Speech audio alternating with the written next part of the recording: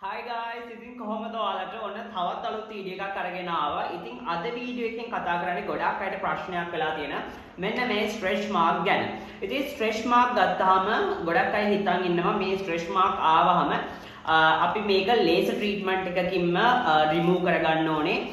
මේක අපිට ගොඩාක් කියලා කියන්නේ ලොකු ට්‍රීට්මන්ට්ස් වලට යන්න වෙනවා කියලා. ඉතින් මේ ඔයාලට මේ ස්ට්‍රෙච් මාර්ක් කොහොමද නැති කරගන්නේ?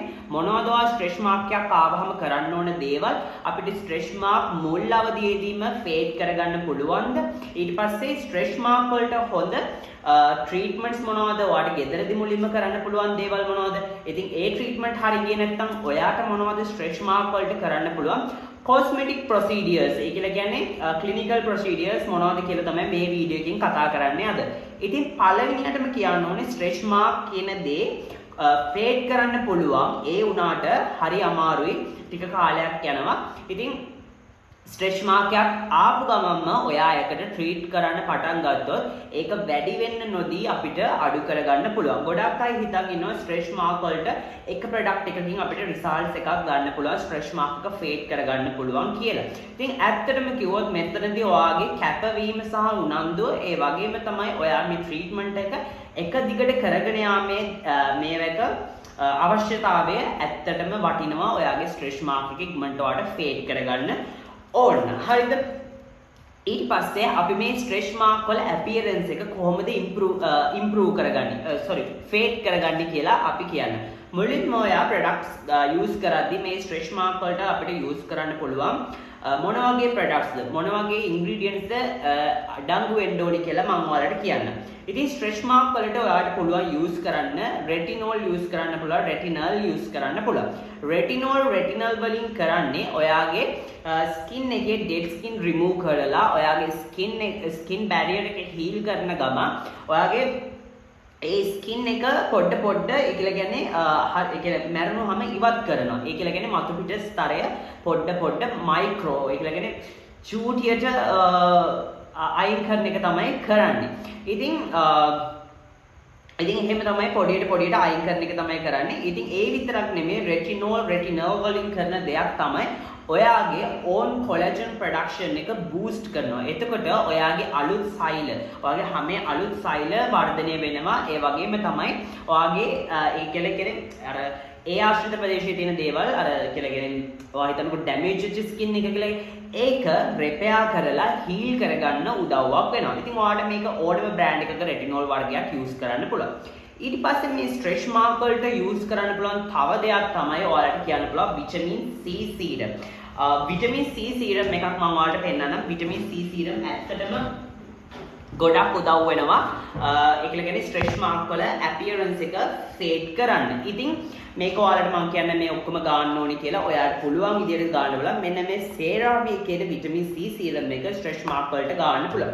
ඒකෙන් කරන්නේ ස්ට්‍රෙච් මාර්ක් එක ලයිට් කරලා ඒ කියන්නේ අර ගොඩක් ඩාර්ක් වගේ වෙනවනේ ඒක නැති කරලා දාන එක තමයි විටමින් C සීරම් වලින් කරන්නේ. ඒ වගේම තමයි විටමින් C එකක් ඇප්ලයි කරද්දී ඒකත් ඔයාගේ කොලජන් ප්‍රොඩක්ෂන් එක බූස්ට් කරන්න උදව්වක් වෙනවා. අනිත් එක තමයි ඔයාගේ ළඟ තියෙනවා නම් හයිලුරොනික් ඇසිඩ්. ඉතින් හයිලුරොනික් ඇසිඩ් උත් මෙන්න මේ ස්ට්‍රෙච් මාර්ක් තියෙන ප්‍රදේශයට ඇප්ලයි කරන්න පුළුවන්. මොකද අපි ස්ට්‍රෙච් මාර්ක් එකක් තියෙන ප්‍රදේශය හොඳට හයිඩ්‍රේට් කරලා නිතරම මොයිස්චරයිස් කරලා තමයි තියාගන්න ඕනේ. ඊළඟට ඔයාලට කරන්න පුළුවන් හෝම් රෙමඩීස් මොනවද කියලා මම ඔයාලට කියන්න. ඊට කලින් කියන්න ඕනේ තව දෙයක් තමයි එක්ස්ෆෝලියේට් වීක්ලි. ඔයා අනිවාර්යයෙන්ම දවසට එකපාරක්වත් ඒ දවසට එකපාරක් නෙමෙයි සතියට එකපාරක්වත් ඔයාලට මැරුණුවම ඉවත් කරගන්න පුළුවන්. ඉතින් මේකට ගොඩක් උදව් වෙනවා දී ඕඩිනරි කියන ග්ලයිකොලික් ඇසිඩ් ටෝන එක. මේ ග්ලයිකොලික් ඇසිඩ් ටෝන එක ඔයා දීර්ඝකාලීනව යූස් කරනවා නම් ඔයාලට බලා ගන්න පුළුවන් ඔයාගේ ස්ට්‍රෙච් මාර්ක් ඒ කියන්නේ පොඩ ෆේඩ් වෙලා යනවා. ඉතින් ඊට අමතරව ඔයාලට යූස් කරන්න පුළුවන් දෙයක් තමයි මේ එක්ස්ෆෝලියේට් කරන්න කිව්වහම ගොඩක් අය හිතනවා ඇට තියෙන ස්ක්‍රබ් වලින් එක්ස්ෆෝලියේට් කරන්න ඕනේ ස්ට්‍රෙච් මාර්ක් තියෙද්දි කියලා. ඉතින් එහෙම නෙමෙයි අපි කෙමිකල් එක්ස්ෆෝලියන්ට් එකක් තමයි යූස් කරන්න ඕනේ. ඉතින් ඒකට ගොඩක්ම වැදගත් වෙන්නේ මෙන්න මේ ග්ලයිකොලික් ඇසිඩ් වගේ ටෝන එකක්. ඒකට දියෝඩිනරි එකේ ග්ලයිකොලික් ඇසිඩ් ටෝන එක යූස් කරන්න පුළුවන්. ඔයාලට මේ ප්‍රොඩක්ට්ස් ඔරිජිනල් ඔතෙන්ටික් ප්‍රොඩක්ට්ස් මගෙන් ගන්න පුළුවන්. හොඳ quality authentic products authenticity එක guaranteed කරනවා. ඉතින් ඒකට ඔයාට glycolic acid use කරන්න පුළුවන්. ඒත් ඔයාලට මතකනේ ඔයාට අර මං කිව්ව ingredients වර්ග වලින් එකක් use කරන්න පුළුවන්.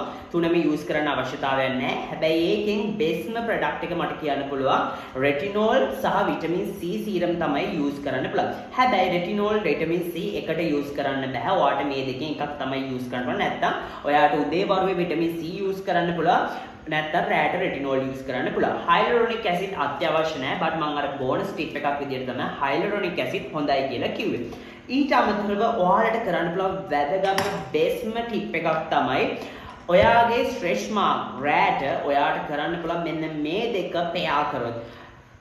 The Ordinary කියන Moroccan argan oil එකයි Dermarol එකයි pair කරලා ඔයා treat කරොත් මෙන්න මේ ස්ට්‍රෙච් මාක් වලට ඔයාට බලා ගන්න පුළුවන් ඒවා ඉම්ප්‍රූව් වෙන විදිය.